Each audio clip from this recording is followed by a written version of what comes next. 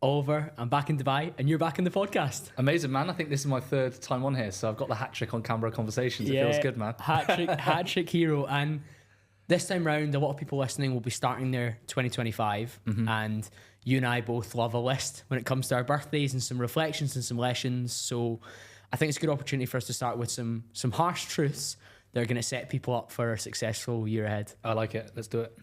So number one for me is self-belief is overrated, generate evidence. And that's a sort of amalgamation of something that Ryan Holiday said, and I think we both are quite big fans of the kind of stoic mindset and the stoic lifestyle. And a lot of the questions that I get on Instagram or DMs on LinkedIn, quite often they relate to like confidence, how assured I am, or how well I'm able to communicate and speak. But that didn't happen like through delusion or through just luck. I had to generate evidence over time. And if I look at how you've grown over the last few years, I certainly feel that we've kind of started to stack up that evidence that makes us feel like we are who we say we are. Yeah, 100%. And it's kind of like when you look at yourself, what is your foundation that you're looking at when you go through trials and tribulations? It's kind of like, well, I've been through this before. I've gone through this amount of pain, whether it's voluntarily, involuntarily. And it's kind of like I've brushed myself off from whatever setback I've had, and boom, I'm able to tackle the next challenge. And when I look back, I think of the most painful moments, right? The times I was broke filling vending machines, the times that I was heartbroken, the times that family members were sick or some bad things happened.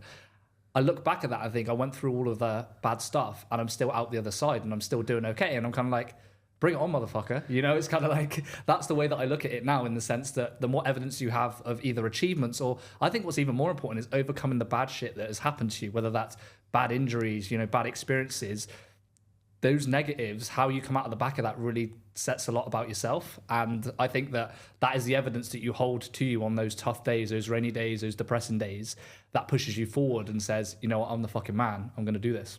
We're so much on the same page with that. And I think it's great that you picked out those kind of really negative, hard experiences, because those are experiences from your own life. And I remember the photos of you stacking the vending machines and trying to build a coaching business, and it taking its time to get to where obviously you get to celebrate that you are now.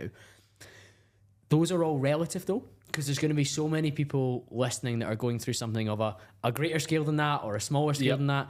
And it's important that as they start to push through those things and realize they're still here, they're still standing, they've still got opportunities. Yeah. That is their version of evidence that they've got, rather than, because I know sometimes you listen to a podcast and the story is just so astounding you can't quite believe it. Yeah. But you're in a position that you've been able to stack up that evidence and really have self-belief in that you are, as a man, able to stand up to things that are harder than the average person can handle. 100%. And one thing that I would say to anyone that's going through a hard time now is 3 months, 6 months from now, you're going to look back at this and be grateful that it happened. You might not think about this now, but when you zoom out on a larger scale, you're going to be like, that one thing that happened, it's made me better now, and it's helped build my character to where the future me is going to be happy about it. Yeah. And the self-belief thing, I think it is overrated. You just have to prove to yourself over time. Like, and I know some people will just never start. So how do you ever give yourself the opportunity to gain confidence? Like the way that I present now, whether that's with my podcast or my day job in a pitch, or whether that's the sales coaching stuff that I'm doing. Yeah. It's way more fluent now than, of course, when I started doing it. Yeah. But when I started doing it, I had some self-belief, but I had to continuously show up and iterate and improve myself. Where now I pretty much show up to most podcasts, apart from maybe one or two over the last 10 to 15 that I've done, and I've felt supremely self-assured. But of course I wouldn't have done that at episode 1 to 10. 100%. And your self-belief increases with the more evidence that you have, right? So at the start you need a lot of self-belief because you've got zero evidence. So that's fine. You need to go through and take action. And then what happens, the evidence comes and the self-belief increases. So yeah. We've got to keep investing. Let's go for number 2, Ro. Sure. So number 2, we are not the highest version of ourselves that we can imagine. We are the lowest versions of ourselves that we accept. That for me screams the word standards. Yeah. The one word that I would say is like, or the 2 words, is not settling, right? So what do you not settle for each day? And like, this quote is great because, you know, we can all have great goals. We know the people that, you know, go onto ChatGPT, they write out the business plan, they share the quotes on Instagram of big things coming, I'm going to do this, right? Sharing videos of motivational speakers, all of this stuff. But there's no evidence there, and there's actually nothing to show for what they're doing, going back to that first point. So whatever we say doesn't matter as much as what we do each day and what standards are you holding yourself to. One of the funniest and best quotes that I seen on Twitter was Elon Musk when he quote tweets the ex CEO of Twitter, and it was just like, well, what have you done this week? ? And I think that's just so powerful in regards to the standards that you have each day. Like, what have you done this week? Because if your minimum standards is doing a ton, fantastic, right? You don't need to make these big aspirations and these big things. It's like, yeah. I completely agree. And so many times, I think when I'm like my most motivated and excited, of course, I'm going to get a lot more done in the day. But the reason that I've started to see a lot of success in particularly in recent months that maybe people are noticing more outwardly now is because of what I was doing on the days when I didn't feel motivated, when I didn't feel up 100%. For it. And I was still chiming in and putting pennies into the bank and just kind of building and building and building. Particularly when it comes to physique, there is not a day that goes by where I don't hit somewhere in the region of my step count. I don't hit somewhere in the region of my protein goal. Yep. And that sounds so basic and so simple. But if you look at me training now for 15, 16 years, the last 5 or 6 years where I've been so consistent, and even the lowest version of myself that I accept is still a relatively high version for a lot of people, 100%. Then of course I'm going to be operating at a significantly higher level as my baseline. Like my floor is some people's ceiling. 100%. And I look back at like how I've grown things, and I look back at my Twitter account, and there's over 50,000 tweets on Twitter that I've got. And if I split that up into the number of days, you know, that's quite a lot of tweets per day that's happened. But that didn't just happen for like one day. It happened and it compounded, and you kept going. And, you know, you do it on the days that you're hungover, the days that you're tired, the days that you don't feel like it, the days that people don't see. And then what happens is one day you wake up with a ton of followers, and, you know, you're able to, you know, maybe build a business or go on podcasts with people like this, and you're like, shit, man, it does actually pay off. So this is what I say to people, is that delayed gratification is really important. And 6 months down the line, 8 months down the line is the result of what you do today and what you do over the next week, right? You're not going to see it straight away, but it will come through later on. And I think that's what a lot of people miss. And I missed for a long time because I wanted to see results straight away. It doesn't happen like that. 3 months, 4 months, 5 months, 6 months is what you do today. That's so true. And I guess your minimum standard on Twitter, for example, with your content creation was a set number of tweets per day. Yeah. And as you say, you were still showing up even on the days where you didn't get a banger or didn't get a retweet from a big account or didn't get more follows than you were hoping for. Yeah. And you had this very minimal standard that I'm going to turn up and do. And I really believe if we can all just nudge that standard up, whether it's in work, whether it's social media creation, whether it's fitness, whether it's even just how we speak to ourselves, how we behave, 100%. If our minimum standards above average, we're going to give ourselves the best possible chance of success. 100%. Let's go on to number 3 then, Ro, and it's one of mine. There's a better return on investment from removing bad habits and influences than always trying to add good ones. I love this one because this reminds me of the guy that's trying to get healthy and fit, and he swaps the brown rice out for the white rice, but then still has 10 pints on the weekend and doesn't track his calories and skips the gym. But he should but the white rice is good, right? It's healthy. No, the brown rice is healthy. The white rice isn't, you know? It's kind of like, well, if you remove the bad stuff, don't worry about the rice, right? Like just removing the alcohol, removing the bad stuff that's holding you back, the bad relationships or whatever it is, the bad food, that is going to have a way better ROI on you than constantly trying to add new things, switch new things and do all that kind of stuff. Podcasts like mine can be guilty of having a recommendation from each guest every week for weeks and weeks on end, as it has done, and people feel like there's always something to add. So like, Frankie Lee was speaking about manifestation when sat in that very seat, but 2 weeks before that, Connor Beaton was talking about journaling, and 2 weeks before that, somebody else was talking about something else. You can always add something new to the morning routine, the evening routine, or your health and your fitness practice, or you can add a new supplement, but there's only so much bandwidth we've got to assign to these things, so much 100%. Time in the day and energy.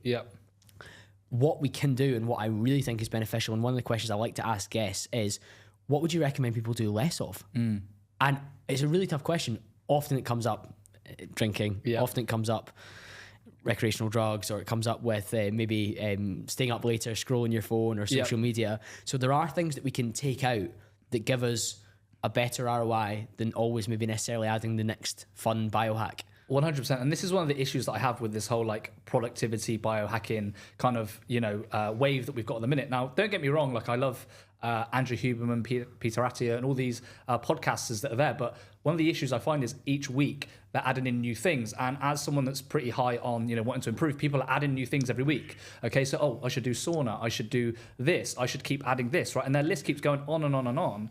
And they're not able to complete it. And they're overwhelmed by the fact that they're, having to add all these things. Whereas 80% of the results come from 20% of the key habits that you need. You actually should start removing stuff and focus on simplicity and consistency with the things that move the needle forward the most. And not only are you going to be less stressed, but you're also going to get better results long term. I agree. And I guess you've grown tremendously in the coaching space in the last particularly 18 months.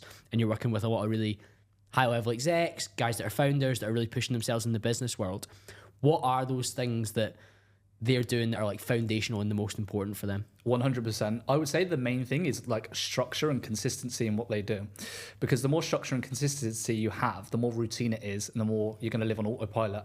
And the only way you can get structure and consistency is through simplicity. Trying to complicate things and make things like really like extravagant when you've already got a lot of mental bandwidth kind of delegated elsewhere is never going to be useful. So what I say is set a structure for your meals each day of what you're going to eat, set a consistent sleep and wake time, set some times in your calendar where you train for the week, whether that's 3 workouts a week. And like you said, to your point, remove the bad things that are holding you back. Those drinks on the weekend, the midweek drinks, the staying up late at night, remove those things. And you're going to find that a lot of success just comes from that. It's simple, but it's hard to do sometimes. Yeah, you and I have both spoken on previous episodes that we've done about the kind of elected sobriety side of things, but I really think like there's certain things that I remove that just give me the best possible chance. So like try and not go on my phone first thing in the morning, try and give myself time to have my water, have my supplements out here in Dubai, try and get some sunlight in the eyes, which is so good for you. And then I'll engage with the world. And by removing that maybe mindless scrolling at the start of the day, I sometimes give myself a little bit more bandwidth to maybe journal if I want to go outside for the walk. I feel like I've got more time. 100%. Yeah. Number 4 for you, Ro, and it's 4 things as well. Number 4. So 4 of the best investments you can make: quality gym, quality food, quality friends, quality woman. What made you think of this one on your list for your 30th birthday? So I think people should look at life as a holistic thing of, okay, what are the things that are really going to help me move forward? And one of the things that I've realized as I've got older, quantity matters less, quality matters more. Again, going to your point, removing the bad things and keeping the things that are actually going to be good. And I think, what are 4 quality things that are really going to help you as a person? Number 1 is a quality gym.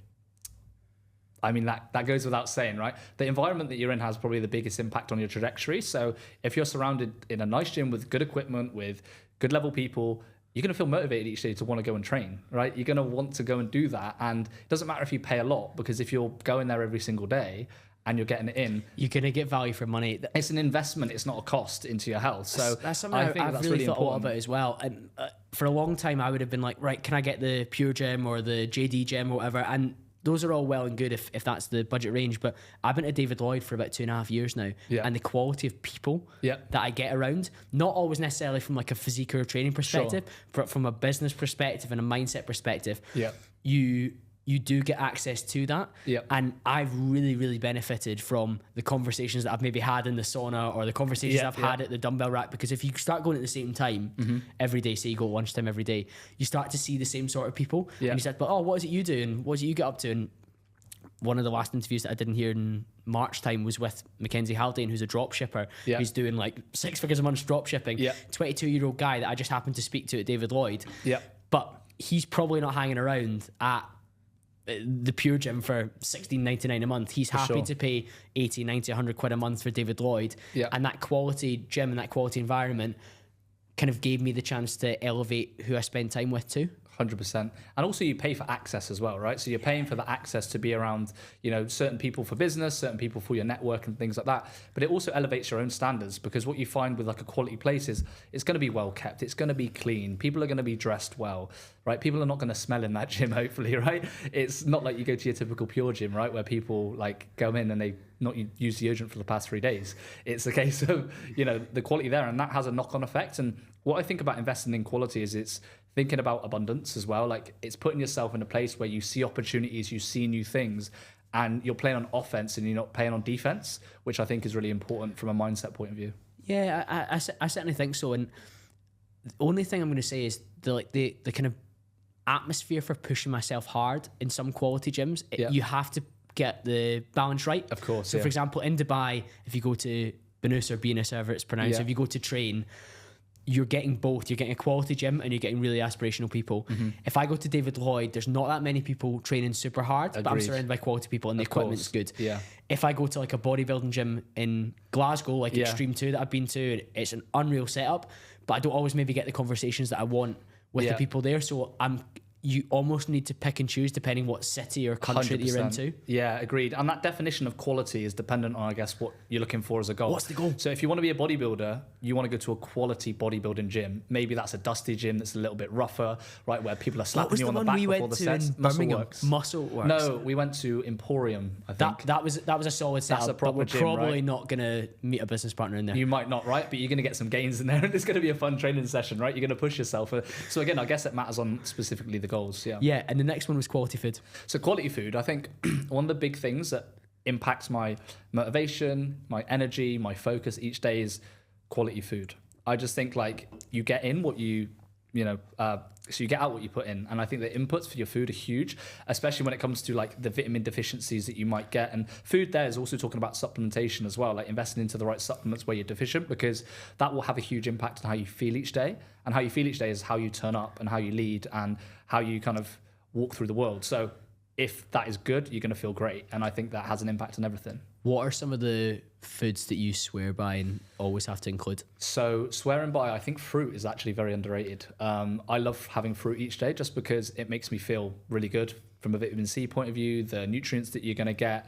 I also like to supplement with the right things too. So if you know that you're maybe deficient in certain things, like if you're an entrepreneur, you're someone that's stressed, you're going to be pretty deficient in probably vitamin D, magnesium, and zinc. Right, just off the top of my head, those are the things. And maybe those are ones B12. that come up for your clients a lot as well. And they come up for my clients a lot. So if you can add those in either through your diet, through supplements, can be really good.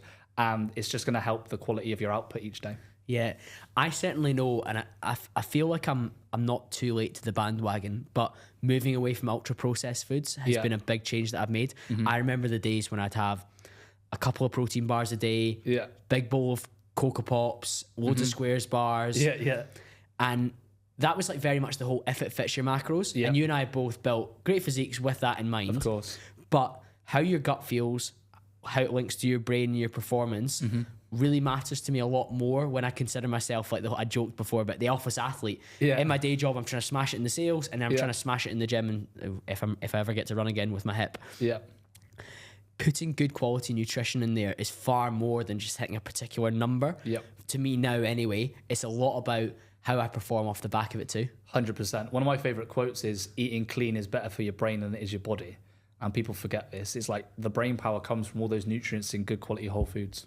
Yeah, definitely. And we got a meal here before we came to the pod, and it was chicken, rice, avocado, super nutrient dense, good quality foods. And I suppose if we were to maybe smash like a burger and chips or something else, I know I would feel more sluggish than I do right now. Of course, 100%. And I think it makes a difference. But third on your list was quality friends. Quality friends, I think especially as you get older, and there's studies that show, like with longevity as well, social connection is such a big thing. You see the blue zones that are studied, all of those places have great levels of social connection. And I think one of the big reasons why maybe people are sad, miserable, obviously high levels of suicide come from the fact that they're not around quality people and quality friends. And when you look at health isn't just what you put in your body. It's like, or what you train or what your body fat is. It's like, how many good fucking people have you got around you, man? Like, that is so underrated when it comes to health. And I feel that it can be missed a lot of the time in this world where, people find it hard to meet people or to connect. So having a handful, and you don't need more than that, of really good quality people that you can rely on is invaluable, right? I always say I'd rather have a dinner with 5 close friends than be in a party with 50 people I don't really know, because the quantity doesn't matter. The quality of people that have your back is what truly matters. Yeah, definitely. And my 5th point is going to be all about friendships. I don't want to blow my load too soon on that. But I really, really believe that the people that you have access to as friends is just, it's so important. And I would be nowhere near as happy and content as I am in my lifestyle if I didn't have good quality people around me to share that with. Yeah, absolutely. And last on your list, Ro, quality woman? So quality woman, I think, is huge because... And that's woman singular, yeah? Yeah, woman singular, yeah. Or, you know, if you're in a different situation, maybe you've got a few wives, that's fine. We're not discriminating at all. Inshallah, brother. Inshallah, yeah, exactly. What I think with a woman or a partner that you're with is 1 + 1 = 3. They should motivate you. They should make you feel happier and, you know, not from the fact that, you know, they are giving you happiness, but they're just adding to the life that you're already happy with and that you're living, and the experiences that you have together create a really good synergy. And I think this is why the synergy between like true masculinity and true femininity is really good, because opposites attract, in my opinion. And if you can find someone that you fit with like that, whichever end of the spectrum you are, you might be more masculine, you might be more feminine, whatever it is, having that is fantastic. And when I look back at the times where I was single, I was definitely not as focused, and I was much more, my focus was kind of everywhere, and I don't know the word, like kind of dispersed. Scattered, that's the right word, because you're trying to maybe talk to lots of different women, you're not exactly sure what you're looking for, but when you've got a good quality person there with you and supporting you, everything kind of goes up. It's really good. We used the term not settle earlier, but you're not settled, but you are feeling settled. Of course, right? You're in an environment where you don't feel like you need to be chasing the next thing or having variety or novelty. Yeah. There's an element of like, I am feeling settled with a quality woman. And I see that in a lot of the guests that I've had. You get some guys that will say like, oh, it's better to build when you're single. Yeah. Oh, it's better to build when you're married or settled. You feel more content. And I guess it's different for every individual. But I certainly think what you mentioned there, the admin for talking to multiple girls at once, exhausting. Like this summer, pre-Ibiza and then post-Ibiza, I was just here, there, everywhere. Yeah. And I still got a lot of work done, but there were times where like my time on WhatsApp was just frivolous, and I was having good fun, and it's good to have that away from work. But I do know that if I was speaking to one person and you really get to know one person properly, and it's a bit more serious, I think your screen time for like silly stuff just drops through the floor. 100%. Yeah, exactly. I even look at some of the big successful businessmen in the world. You look at people like Trump, you look at Grant Cardone, they're happily married with kind of family and kids. And, you know, even Dan Bilzerian, I always use this as an example, someone that's maybe been through or dated the most girls in the world.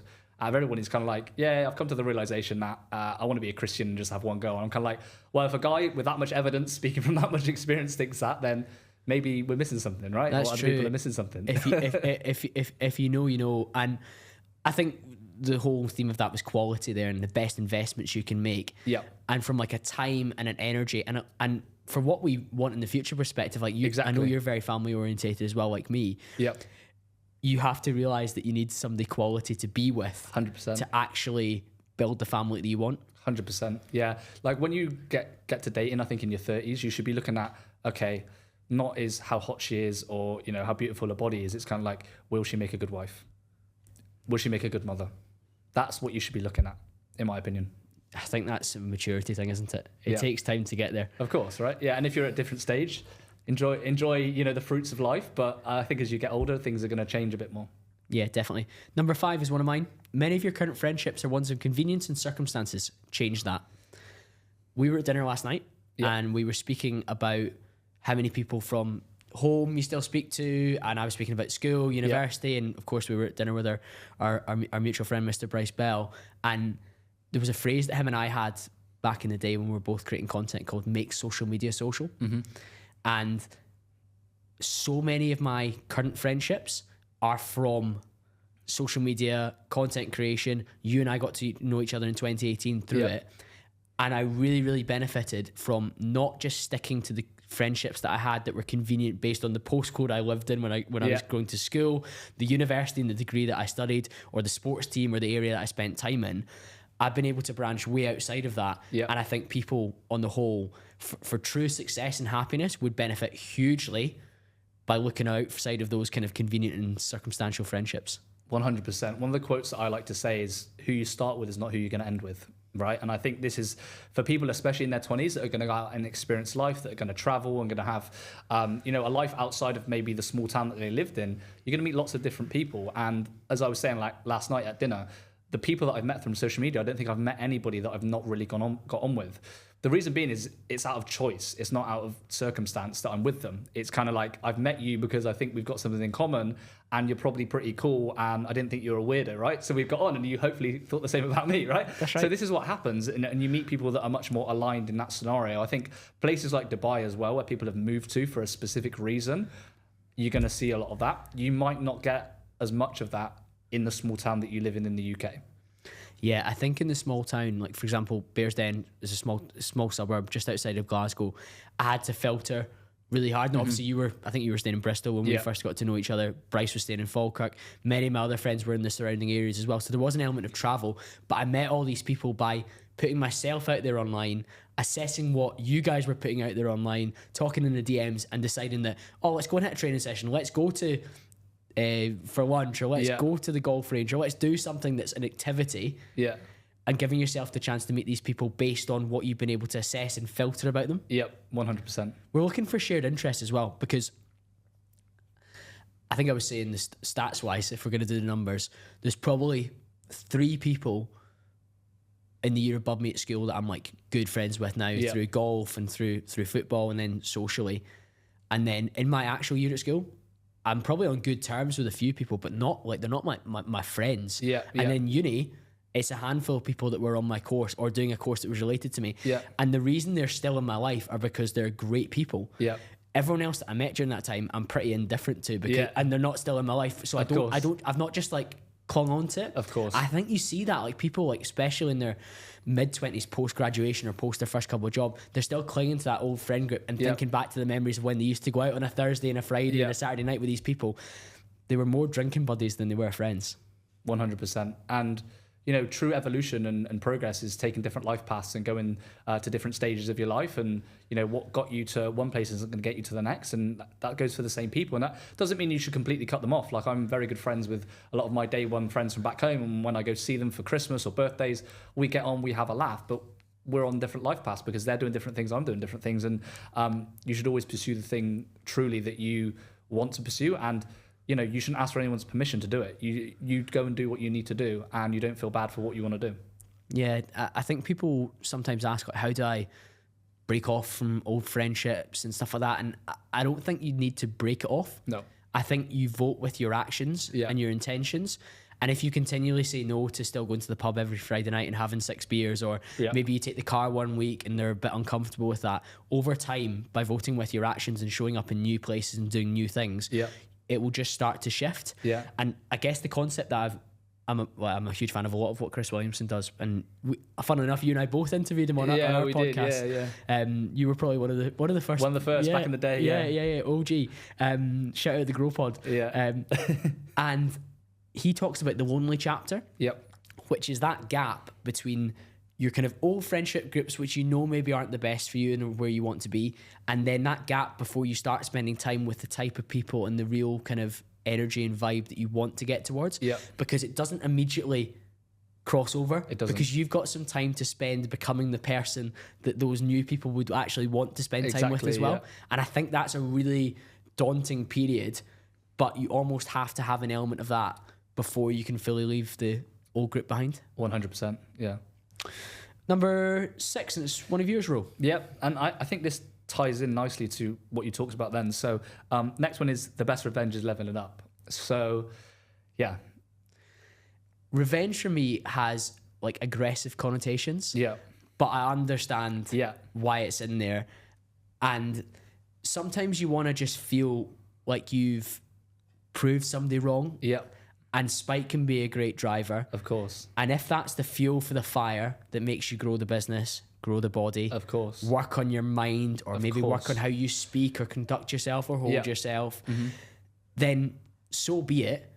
And sometimes you can look back and be like, a bit of a fuck you to the people that maybe question you or doubt you, or they look at you in that lonely chapter and they think, what a loser, he's all by himself. And 100%. You're thinking, don't worry about me, bro. I'm going to make it, and I'm going to be in this better position after this kind of challenging building phase. 100%. And you talked about the loneliness chapter then. I think that's the time where people are going to have the most opinions about you, right? Because you're moving away from the group. You're kind of secluded. You're on your own. Maybe you're not into a new group then.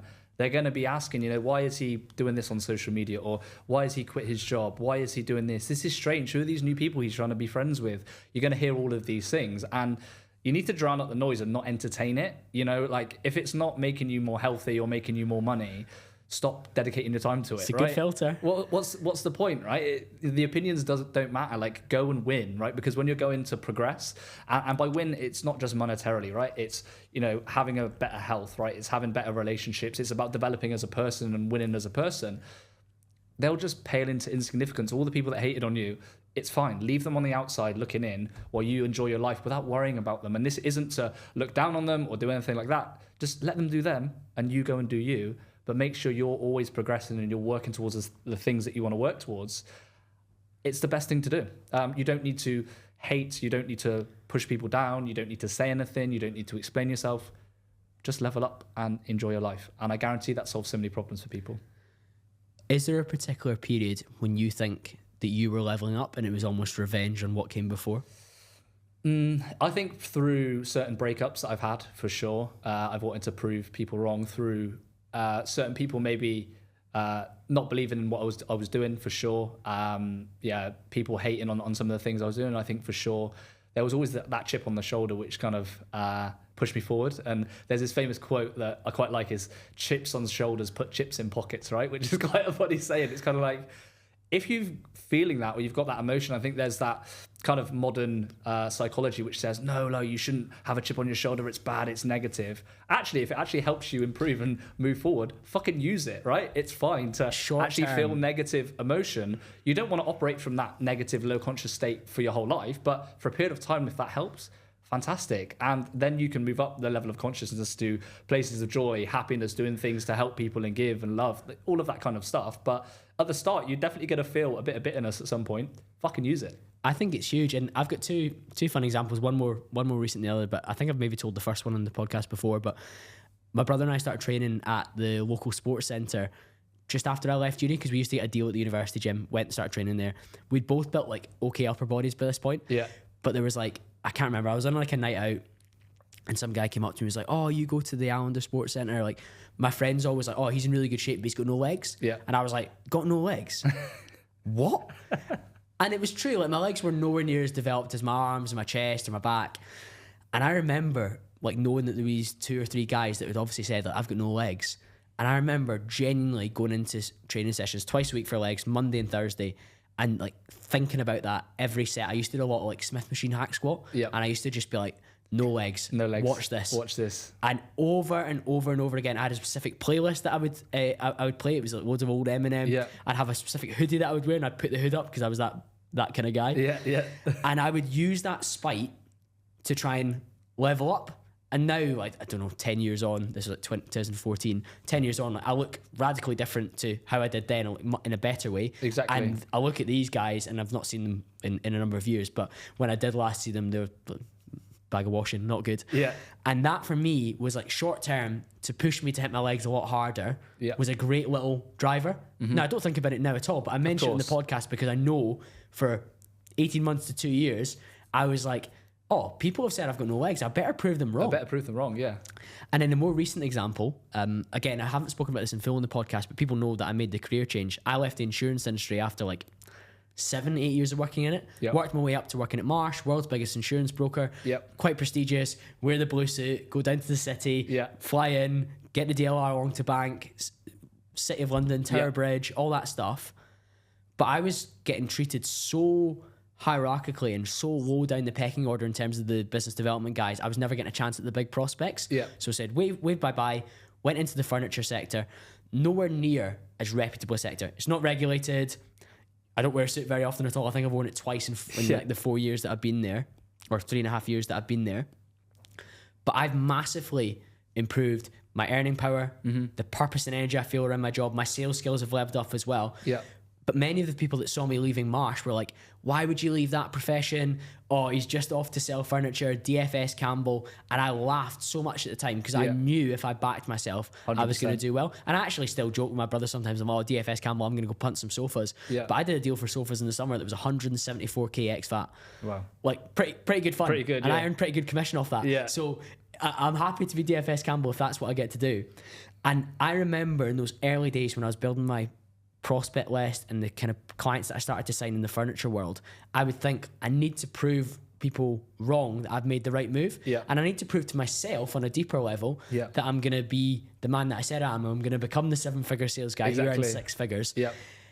And that revenge now, unbelievable. Like almost 100%. none of the guys that I worked with at Marsh, apart from a couple of guys in the London team, will ever have done 6 figures in sales in terms of their take-home pay. Yeah. But I've done that 3 years in a row. Yeah. So who the fuck's laughing now? Exactly. Yeah. But also, I had it was a little bit of a driver back then. Yeah. And now, if I see them, we're good. Don't worry about it. Like I forgive you. I understand you were judging me, because sometimes when somebody shits on what you're doing, they're doing it to protect their position as well. Right. But I really think the best revenge is leveling up. You feel great after it. You feel fired up. You feel stimulated, and you just give yourself the chance to push that next level. 100%. And it's the person you come in the process as well of leveling up, right? The hardships that you go through and all that kind of stuff. And there's that famous quote by Warren Buffett, which says, the world's not run on greed, it's run on envy and jealousy, which is so fucking true. So when you look at other people's behaviors, you know that if they're coming from that place, there's an insecurity or a lack of confidence there. So go and just do you and level up. And that's the best way to go. Yeah, definitely. Number 7, one of mine. A lot of depression comes from a gap between our expectations and our reality. So much, I think, of the men's mental health crisis in particular, because I can speak from a man's perspective, as I identify as one. Nice. is the expectation that men have for what their lifestyle might look like, maybe perhaps by social media, or maybe just from what their peers achieved in previous years and generations. Yeah. And the actual reality for modern men in 2024 and 2025, I think the delta and the gap between it is what's causing a lot of the issues that men are having. They're maybe not in a level of career they want. They're maybe not earning the money they want. They maybe don't have the body they want. They maybe don't have the support and love of a good woman, or even access to maybe women that want to date them. Yeah.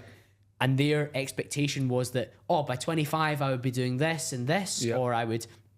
my parents were married by 28 and they had a house, whereas nowadays in the UK in particular, that's becoming harder and harder. Yeah. I think a huge amount of the low mood and the low mental energy and bandwidth that people are suffering with, particularly as men, is coming from a gap between the expectations and the reality of their circumstances.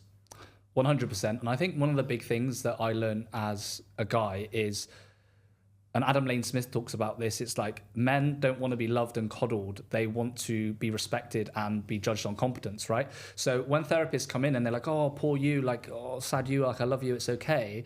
It's the wrong frame to have for men. Men would rather be in a position like, hey, man, I really respect you. This was great. Like, good work, amazing. Because men are always judged on competence, right? And, the things that you achieve. So I can see why when, they have this huge expectation, their reality doesn't meet it, there's a massive high rate of suicide or unhappiness, because naturally men are judged on their accomplishments and what they've achieved. And I think like this is a message to all guys, and something that I've learned is no one is going to do anything for you or save you. You have to will whatever you want into existence, whether that is build the business that you want, move up into the career that you want, get the relationship you want, get the body you want.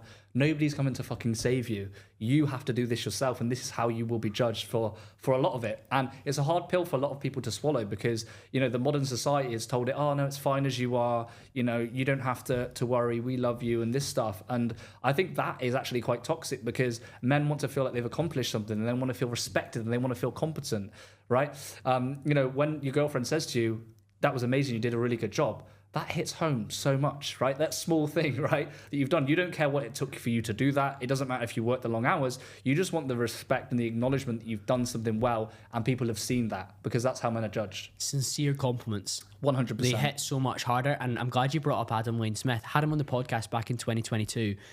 And interestingly, we were talking about my audience demographics. My audience has become a bit more male since then. They're probably like 85% male. Yeah. And then the small number of females that do listen to the podcast, they're a lot more focused on self-development than maybe a typical female who's maybe listening to more true crime podcasts or something like that. And Adam said about the whole, when somebody goes into therapy, women want to be heard and listened to, men want to be understood and given a pathway forward, of course, a next action. Whereas sometimes if, like, say your girl's upset and she's talking about a situation at work, you're thinking, okay, how can I solve this? Maybe what can we do together? What conversation can you have with your manager, whatever as well. Sometimes she's just wanting to vent and get it off her chest and feel like you listened. Whereas if I'm telling you about a problem at work, I want you and I to be like, okay, well, maybe I can write this email and then do this action. Logical solution. Logical. We want to sit in our logical. Women are typically more likely to sit in their emotional. Of course. And that's we are different. That is what is vital. And at the time when I released that episode with Adam, I got a little bit of pushback. Of course. Whereas now, I think my audience are more ready for that conversation. I also think the world's come a little bit more based since 2020, since 2022. But I really think that kind of harking back to the whole point of this particular point, where people have this big gap between what their expectations are and what the reality are, you need to work to try and close that or adjust your expectations, not to lower them, but to apply them in a different way. So if, for example, it's getting harder and harder to buy a house than ever before, okay, cool. There are some steps we can take. They're going to let you to build up a deposit far faster than you are at the moment. Maybe you're frivolous with your spending. Maybe you're not earning enough. Maybe you should start a side hustle. But you also can maybe adjust and be like, well, if I'm not going to be able to buy the house now, I can try and excel in another area. And guess what? Maybe as a byproduct of excelling in my career or starting a side business I can focus on, I get closer to this other goal anyway. I'm not only fixating on the one thing. So I think trying to close that gap between expectations and reality, not by lowering your expectations, but adjusting them and then working on our reality and actually being like, right, what am I going to do about this? 100%. I wholeheartedly agree. Number 8. So where are we? Number 8. Money is an amplifier. Yeah, and we're out here where there's a lot of money flying around as well. And I think you do see that the guys that are comfortable in their success and happy in their success are a little bit more tactful than the guys that are maybe a little bit brash and tacky when it comes to their success and the amount of money they have. In the same way in the UK, if somebody's got a lot of money and they're a bit of an arsehole, they're probably going to be even more of an arsehole. If somebody's a pretty chill guy, and there's that whole meme going around just now, isn't there? Chill guy. If somebody's pretty calm, pretty stoic, and they get a lot more money, they don't change radically. They just amplify existing personality traits. 100%. I think if you're generous when you're poor, you're going to be generous when you're rich. If you're greedy when you're poor, you're going to be greedy when you're rich, right? It amplifies you. And also a big thing is money only solves money problems. So, I know a ton of people that are hugely successful financially, but they've got a broken fucking body, right? Their bank account looks baller, but their body's broke. Maybe the same with relationships. They've got a huge success with finances, but they're completely lonely and unfulfilled in their relationship. So I think this is where you look at life as buckets, right? And what we should look at is amplifying all buckets. You've got your health, right, which is very important. You've got your wealth, you've got your relationships, and maybe you've got your freedom or your hobbies and things like that. And the goal of it isn't to just max out on one thing. It's about trying to level up all of these stats, which is difficult to do, but the goal should always be to try and move all of these things up. And one story I have is one of my mentors and clients and friends sold one of his businesses for a good amount of M's, and he said to me, look, he goes, I've got the money stuff sorted now. He goes, that bucket is full. He goes, more money is not going to make me happy. If I get an extra 5 million, 10 million, it's probably not going to change my life because that stuff's set. He goes, but what will really matter to me is, do I wake up with energy each day? Do I feel healthy, strong? When I take my shirt off at the pool, do I feel confident? Will my kids look up to me as, a really good dad because he's looking to have, kids soon? And, he understood that life is different buckets and that you've got to be looking to amplify all buckets, not just the money side of things. That's such a good point. And I think we were joking when we pulled together this list that people sometimes talk about steroids being an amplifier as well. Yeah. So if you were like an angry guy beforehand, you're always like, oh, steroids give roid rage. And you're like, no, you were a prick when you weren't on, and now you just happen to increasing your testosterone, you're going to be even worse. And you get like bouncers that are like super violent in nightclubs, and they're like, oh, steroid junkie punches nightclub goer, and you're thinking he was punching him, even if he wasn't on gear. Don't you worry about it. And many things that we have as existing personality traits are increased or amplified or turned up by particular stimuluses that come into us. Of course. And you look at like shooters, right, in the US, people are like, oh, it's the guns problem. It's kind of like, well, okay, that's one side of the argument. But maybe the other side of the argument is somebody is actually very mentally unwell, that they've got to the point where they think that they should go up and shoot up a school or shoot up, from a balcony in Las Vegas, right? It's kind of like, maybe we should look at the mental health problem and the root cause instead of maybe the symptom or something else, instead of actually directly tackling the problem. Yeah, that's such a good point.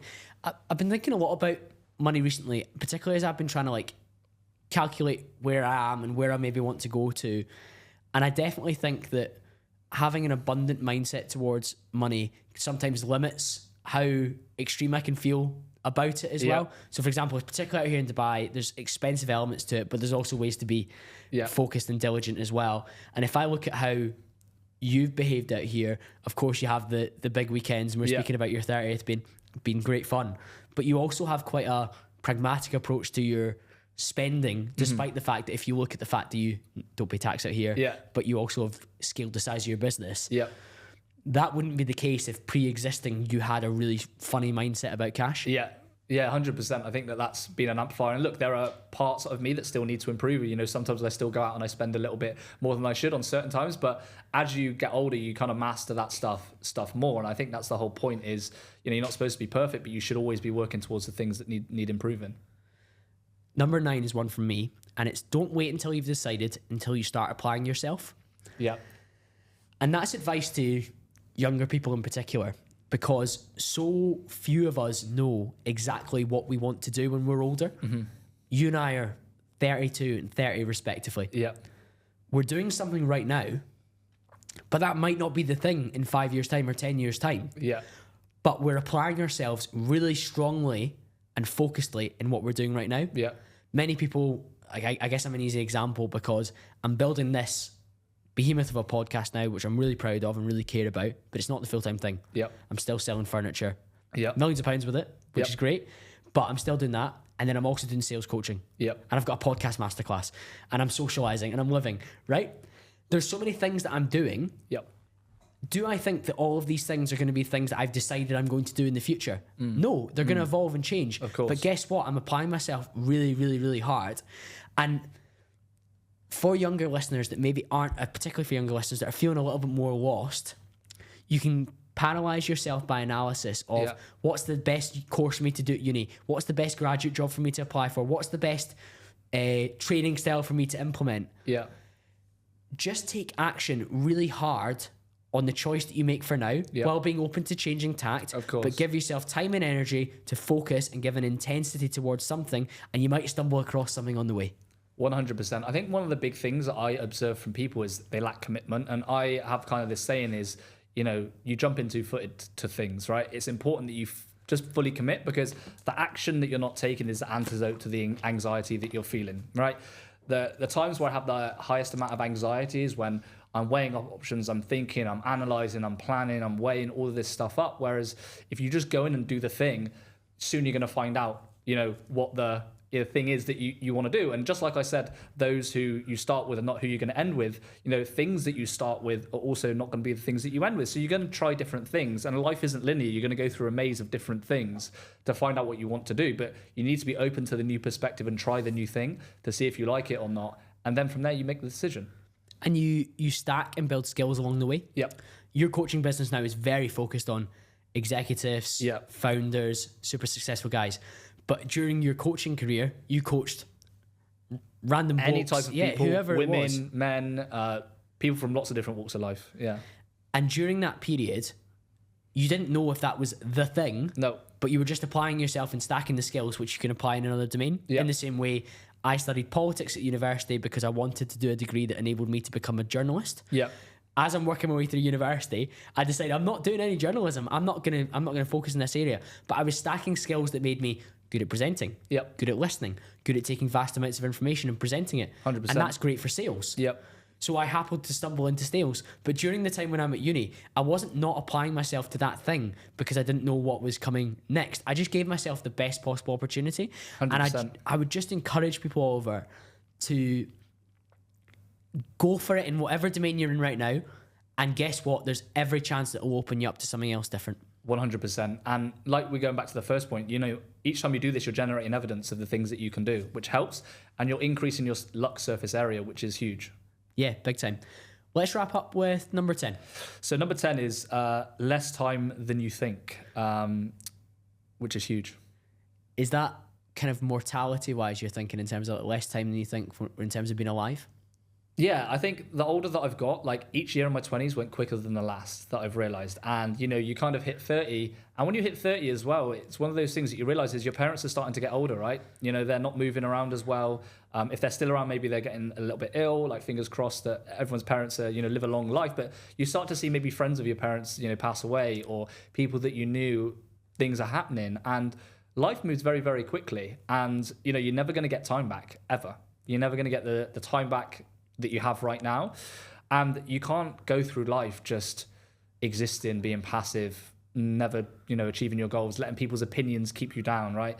Letting other people have permission for the things that you've got to do. You've got to go out and make a dent in the fucking universe because you don't have much time, right? Things are going to go quickly. I remember the last podcast we did, that flew by. We did the last one.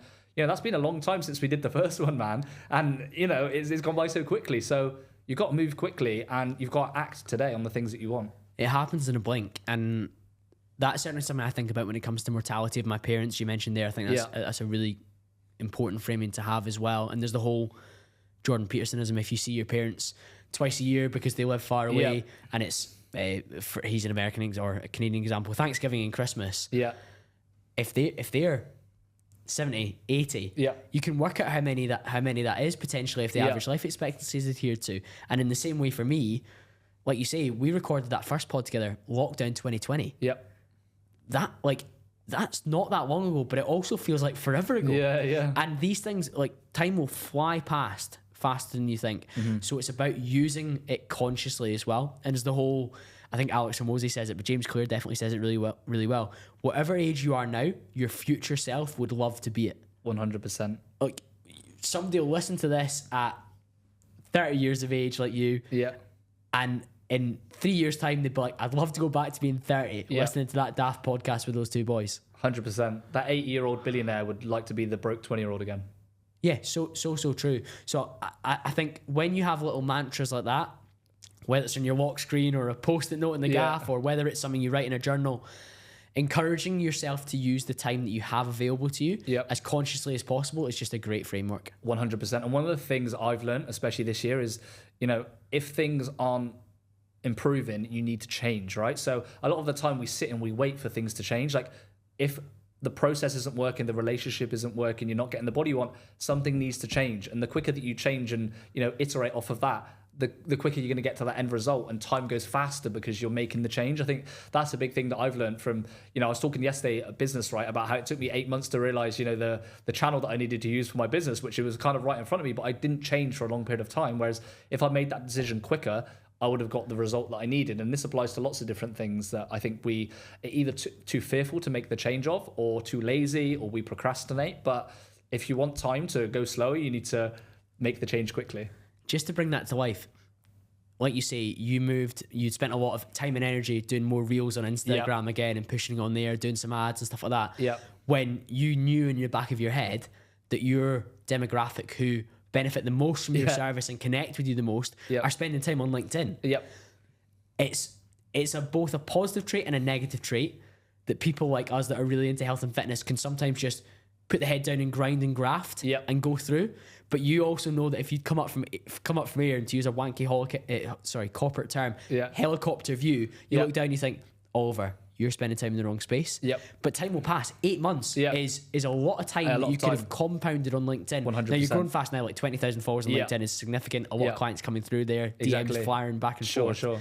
But those 8 months, like you say, of course, that time passed quick and you spent a lot of energy on that. Yeah. And one of my mottos is don't make the same mistake twice, right? So when I realize now that things aren't working, make the change quickly. That's what I've learned from that 8 months. Take action. Yeah.